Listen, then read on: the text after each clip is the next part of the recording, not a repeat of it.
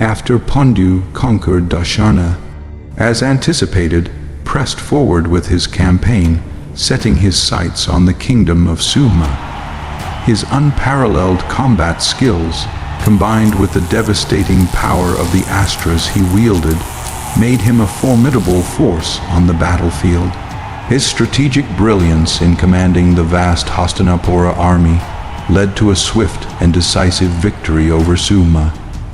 Energized by this triumph, Paandu wasted no time in rallying his troops and marching with unwavering determination towards Pundra, ready to extend his conquests further.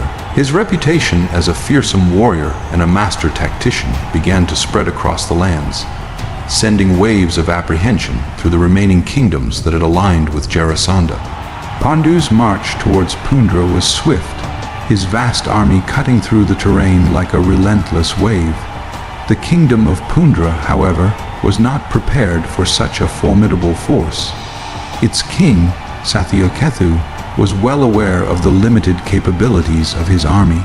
He knew that his small battalion stood no chance against the might of Hastinapura's forces. But more than the fear of losing his kingdom, what weighed heavily on Satyakethu's heart was the fate of his young son, Paundraka. The thought that his son being enslaved after losing deeply tormented him.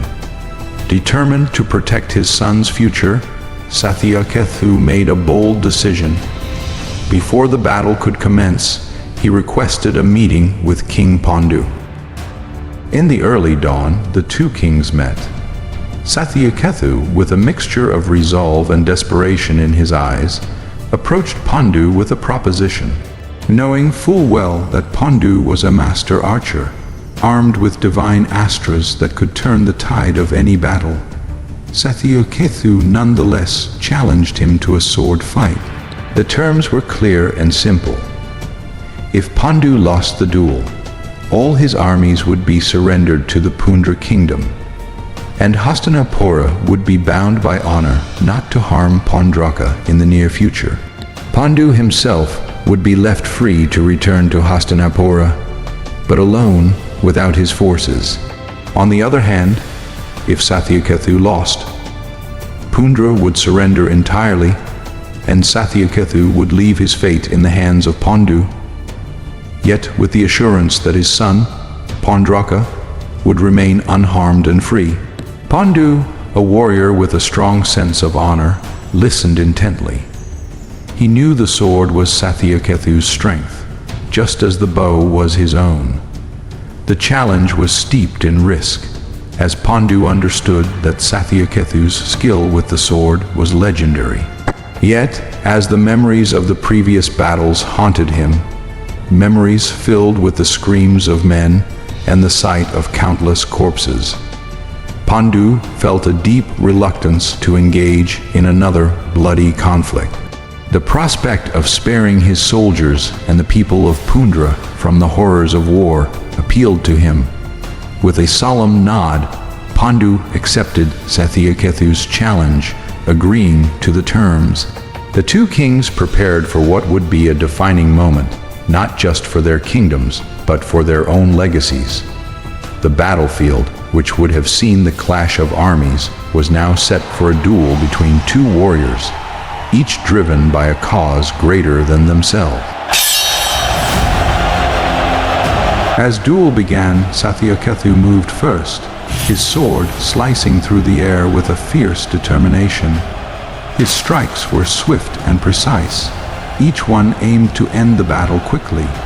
But Paandu, with his warrior instincts honed through countless battles, parried each blow with equal skill. Their swords clashed with a metallic ring, sending sparks flying as they fought. Though Satyakethu was a more experienced and skilled swordsman than Paandu, he found himself unable to counter Pandu's relentless determination. Pandu's unwavering will to not let Hastinapura face defeat drove him forward with a fierce resolve. Despite Satyakethu's superior technique, Pandu's sheer willpower gave him the edge he needed. In the end, Paandu overcame Satyakethu in the duel. Even when Paandu had the opportunity to strike the final blow, he chose to spare Satyakethu's life, demonstrating his honor and the values he held as a king and warrior.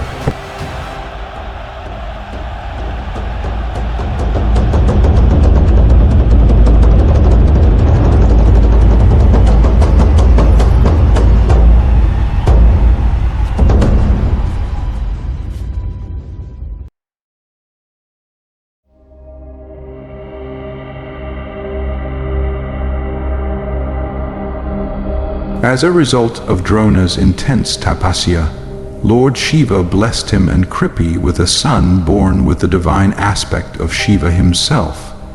The child, adorned with a sacred Shivamani on his forehead, was destined to be protected from demonic energies and any form of illness or disease. As the boy was born with a jewel on his forehead, the villagers were naturally thrilled and filled with awe at the sight of such a rare and wondrous occurrence.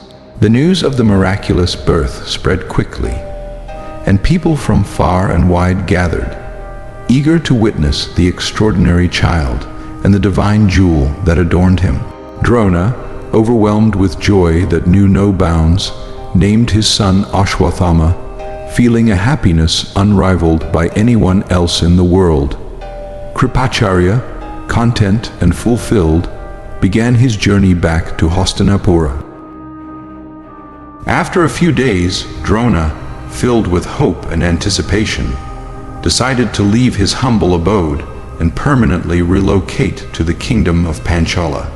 As Drona prepared to depart, Kripi, with a touch of concern, suggested that he should visit Panchala alone first, to ensure that Drupada still remembered their friendship, as it had been many years since they last met.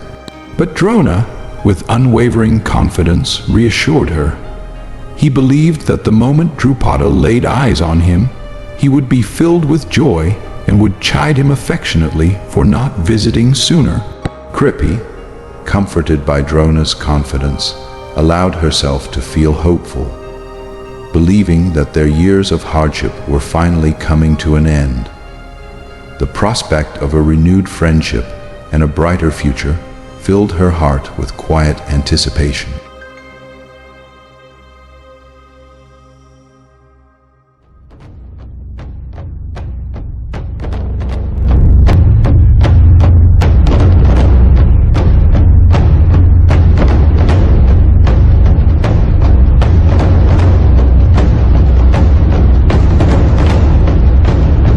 After the death of Vrishada, his son Drupada ascended the throne of Panchala. With the weight of his new responsibilities, Drupada decided to embrace the luxuries and privileges that came with kingship.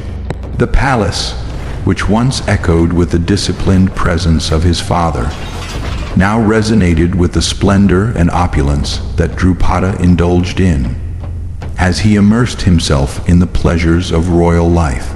His court became a symbol of grandeur, where he enjoyed the finest comforts that his kingdom had to offer, all while maintaining the dignity and power expected of a ruler.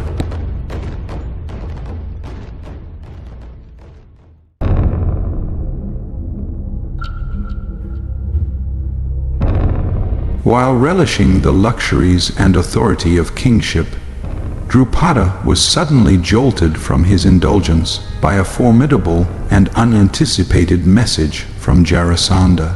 The message carried a grave ultimatum that Panchala must either pledge its unwavering allegiance to Jarasandha or accept a perilous challenge, a wrestling duel with the very sovereignty of Panchala as the wager. A refusal of both options would incite the wrath of Jarasandha, who threatened to unleash his mighty armies upon the kingdom.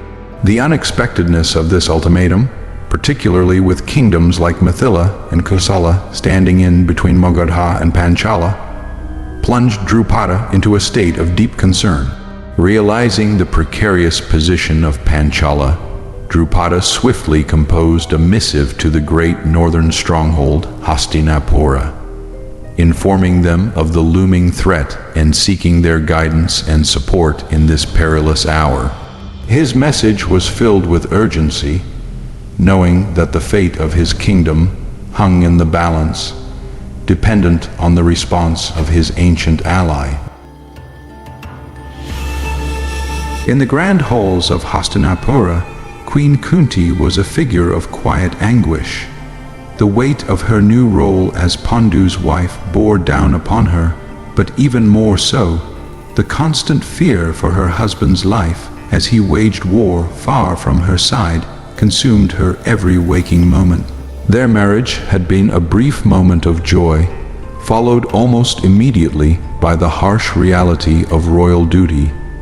Pandu had departed for battle the very next day, leaving Kunti in a state of perpetual anxiety.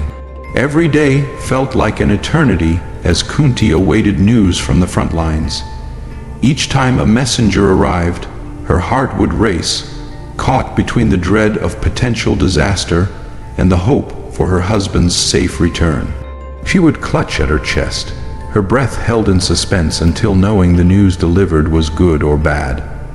Most of her time was spent by the window, her gaze fixed on the horizon, yearning to see Pandu return victorious and unharmed. The emptiness beside her was a constant reminder of his absence, and her heart ached with a longing that words could not express. During this time, in another part of the palace, Vidura received an urgent message from King Drupada of Panchala. With the message in hand, he quickly sought an audience with Bhishma. Upon hearing the contents, Bhishma, the stalwart guardian of Hastinapura, calmly assessed the situation. He remarked that Jarasandha's move was unexpected and somewhat ill-conceived, as even if Drupada rejected the wrestling challenge, it would take at least 15 days for Magadha's forces to reach Panchala. Meanwhile, Pandu's army was already positioned at the borders of Videha and Pundra, making an immediate counterattack from Magadha unlikely. Bhishma instructed Vidura to reply to Drupada, advising him to reject the duel challenge and to reassure him that Panchala was ever ready for battle. Pandu, with his vast army, stood poised at Videha, a strategic advantage that Bhishma believed would deter any rash actions from Jarasandha. As these decisions were being made in the corridors of power, Kunti remained by her window, her heart heavy with worry, unaware of the strategies and alliances being formed to protect the kingdom she now called home.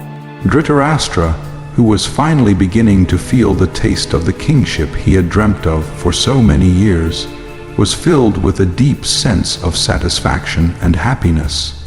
The throne, which had long seemed out of reach, was now his to command, and the reality of his position began to settle in. However, this newfound contentment did not go unnoticed by Shakuni, who quietly observed his brother-in-law's growing comfort. Shakuni, ever the strategist, approached Dhritarastra and warned him that feeling settled was dangerous.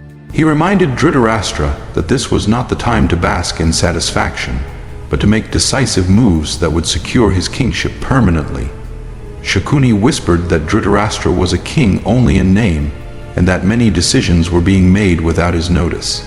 The true power, he implied, still lay elsewhere.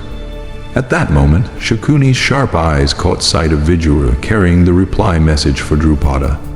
Sensing an opportunity, he pointed it out to Dhritarastra. Fueled by Shakuni's words, Dhritarastra called Vidura to him.